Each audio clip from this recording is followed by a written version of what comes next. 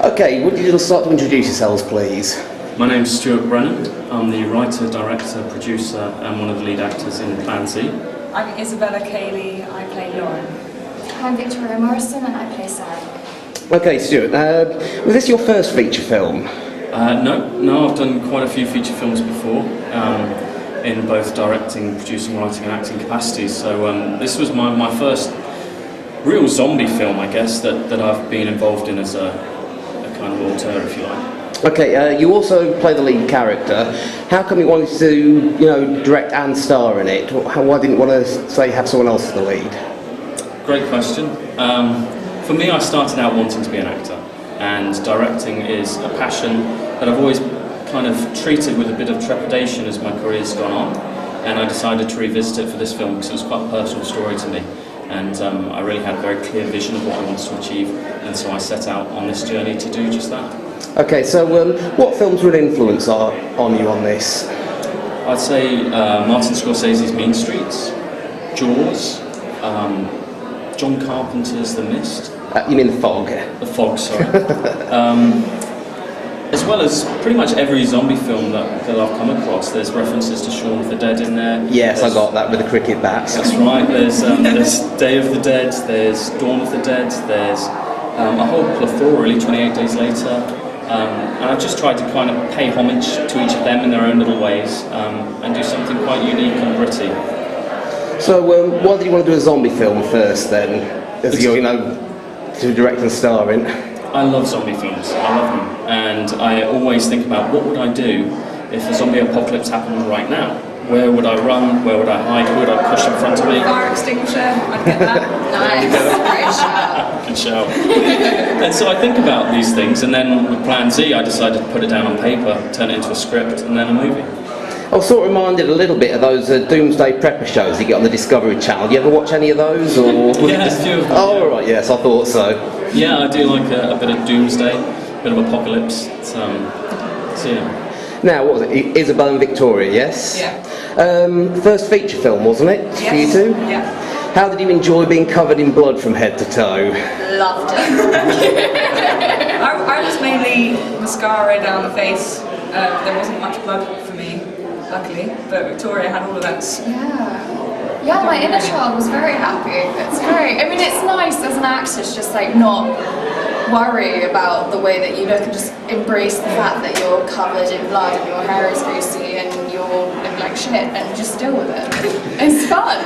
I like it. Now, I understand you said you weren't allowed to wash your hair during production. How long was it you had to go before you could wash your hair then? I think about 13 or 14 days. Oh, God.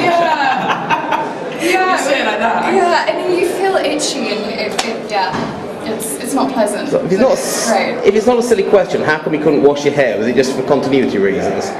It's because so many little details start adding up when you're watching a movie, and the more things that are wrong or just slightly off is a no, and the more no's you hear, the less interested you are in the film until the point where you want to turn it off.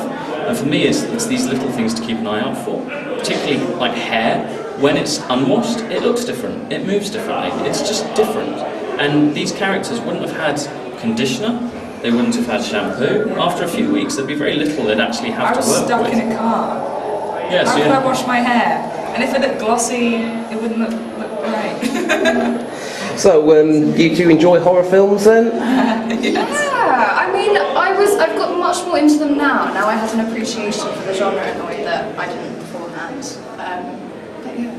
I'm just lucky if I can sit through it from start to finish without hiding, because I get quite scared. I said to Stuart, I might be able to watch things without getting out. Yeah, so this is the first time you've seen it yourselves, yeah? Yeah. And you really today. enjoyed it? Loved it. Well, it certainly seemed to go down well with the audience anyway. So, you talk about John Carpenter's The Fog being an influence. Now, I couldn't help the music. Was that supposed to be a homage to The Fog? It did sound a little bit similar to some of Carpenter's earlier tunes. Maybe subconsciously. The score was done by Alexis French with Metropolis Studios, and it was very exciting for me to choose a classical composer and kind of run at it with him in this zombie apocalypse world, because there's so many different easy options to go with when it comes to horror, particularly strings. but I was really focusing on piano and how that kind of can drive a story emotionally. My favourite dramas have beautiful piano scores, and I wanted to kind of apply that to a zombie horror film to help take the audience away from the kind of shocks and jumps that you get in many horrors, and actually bring it more into the kind of drama and the character development, and I feel the score kind of does that. Okay, so what's your next plan then? What's your next film going to be about? Well, we've got I've got 3 coming out next year. We've got a film called The Necromancer, which is a Napoleonic War horror film. We have Tomorrow, which is a beautiful romantic drama, which has Martin Scorsese exec producing, and then we have A Christmas Carol at Christmas next year with Roger Taylor from Queen doing the score, which is pretty thrilling. What about you two ladies? Are you appearing in any more films? I am. I'm actually on all 3 of those projects, and I've got a little horror short film which is out at the moment, which is called Nightmares, which you should look at. Director is James Mansell, and it's sort of looking at augmented reality. Where can we see that?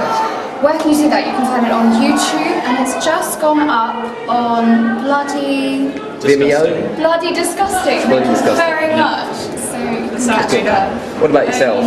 Well, I was at RADA studying for about 9 months, and I'm writing a lot of films with my friends at the moment, so they'll probably go up in IMDb eventually. Okay, that's brilliant. Okay, well, thank you all very much. Thank Thank you. you. Okay, thank you.